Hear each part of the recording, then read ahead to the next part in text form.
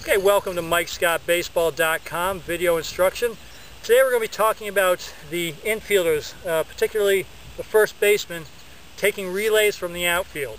Okay, making your catch and relaying it either to home or to second or to third base, depending on what the catcher yells for a cut.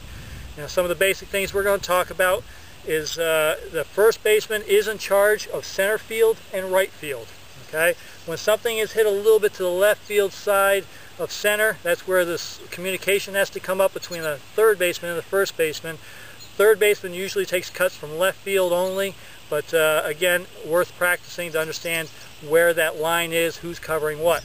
Okay, the basic other things that you want to do when you're waiting for a ball to come from the outfield, you have to give them a good target. You got to get those arms up so they know exactly who to throw to. A lot of times with things going on, you don't quite know which guy to hit, but if you just come up as an outfielder and you see that guy, giving yourself a good target, arms up like this, that's the next thing you're looking for. Okay, so a good solid base, arms up, showing the outfielder who's to get the cut.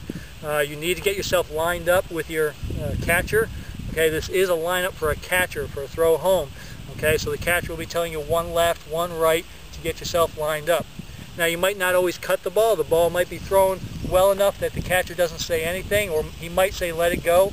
Okay, and something like that, you're going to show your hands. You're going to let the ball go past you and make it look like you're cutting a ball. Okay, next thing I want you to try doing, when the ball is thrown to you, catching it on your glove side. Okay, catching on your glove side. You don't want to catch a ball over here. It takes too long of a turn. As you're catching a ball, you want to catch it on your glove side. Make for an easy turn. Another 1, 2, 3 step is what you're looking for. Okay. Last thing is I want you just to make sure that you're doing. You never want to catch a ball and throw from the same spot that you caught it. You're going to move up. You're going to catch it out in this position. As the ball comes to you, you're going to move back this way. You're going to catch it, and you're going to move through. Okay, towards your target, trying to keep your momentum going and trying to keep it at a 1, 2, 3 step. Okay, as you catch it, boom, and it's off. Okay, all right, so what I'm going to have here, I'm going to have Adam practice a few things here. He's going to be getting throws from the outfield.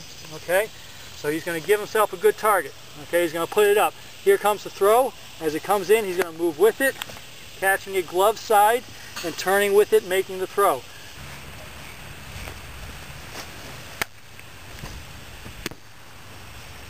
So he lines himself up, gives himself a good target. He moves with the ball. Very nice right there, okay? You can see that as he's catching the ball, he's already turning. Now, when a throw comes to his throwing side, to his arm side, he's got to shift his weight. He's got to go over there and he's got to move before the ball gets to him. He's going to get to the spot so he can still make a 1, 2, 3 move. So here it comes. He's going to move over and he's going to shift his weight and make sure he can still turn glove side. You always want to turn glove side when making a relays.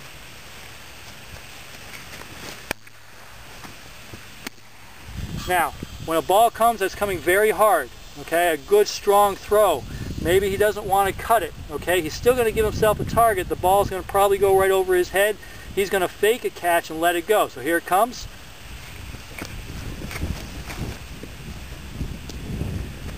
So one more time, the ball comes over, he's going to let it go, okay, but he's going to make it look like he's catching the ball. Maybe he can catch the guy in a rundown right here, or at least stop him from going to the next bag. Now, last one is when you catch a low throw, okay? The low throw, you still want to keep your momentum going forward or going back, but you got to make sure that you're catching the ball first. Any kind of low throw, you do not want to run away from the ball.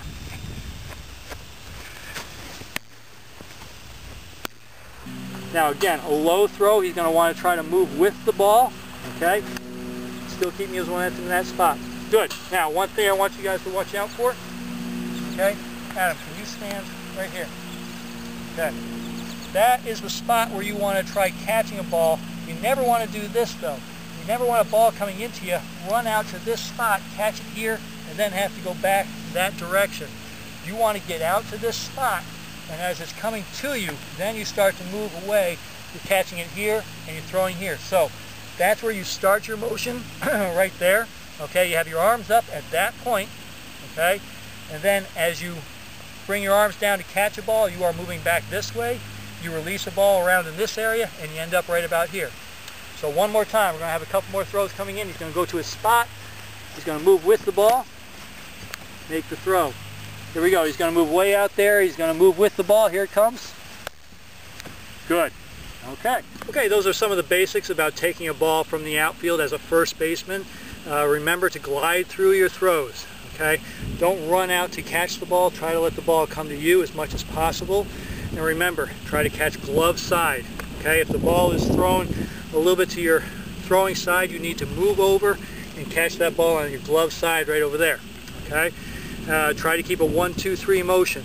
As you're catching it, you're turning 2, 3. The 1 is the catch. Okay? 1, 2 is landing on that back leg, and 3 is the release. You keep it a nice quick release. Get yourself lined up with your catcher. If you are offline, you're going to turn and you end up going to be throwing either against your body or crossing over or something. So you always want to be on line. Helps with accuracy, helps with a quick release. Okay, I say the last thing that you want to do is practice this. You need to have your hands and feet nice and quick. You cannot sit here and have your hands still trying to get the ball out of your glove as you're moving through it. Okay, that will lead to a lot of shifting of the feet. So you need to have your hands and your feet, okay, nice and quick where they work together. Okay, hopefully that works out for you. Please check back for more videos soon, and we'll see you at MikeScottBaseball.com. Thanks.